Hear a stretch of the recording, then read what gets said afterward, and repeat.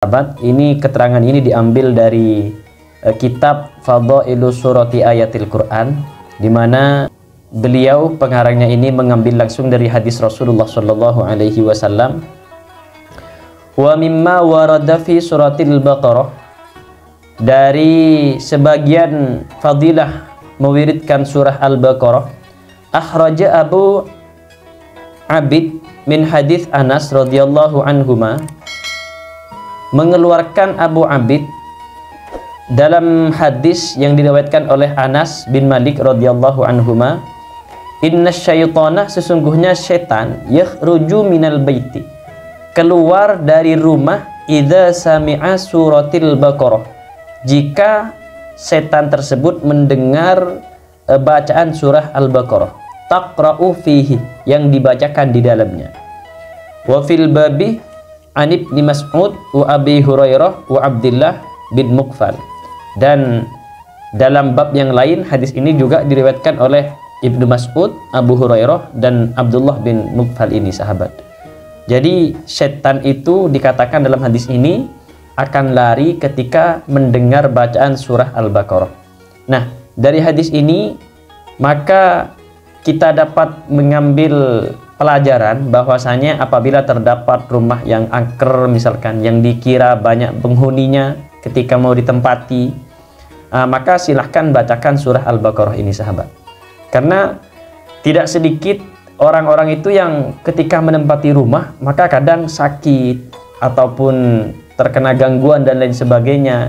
Maka mungkin hadis dari Rasulullah mengenai fadilah dari surah Al-Baqarah ini menjadi solusi bagi mereka atau bagi kita yang membutuhkan, sahabat. Kemudian sahabat, dalam hadis lain juga disebutkan ini, wa akhraja Ibnu Hibban wa ghairihi min hadis Suhail bin Sa'id, dikeluarkan oleh Ibnu Hibban dan yang lainnya dari hadis Suhail bin Sa'id, man qara'aha, barang siapa yang membaca surah Al-Baqarah tadi, fi baitihi, di dalam rumahnya, naharon, di siang hari, sahabat, lam yadkhulahu syaitan, maka setan tidak akan masuk ke dalamnya.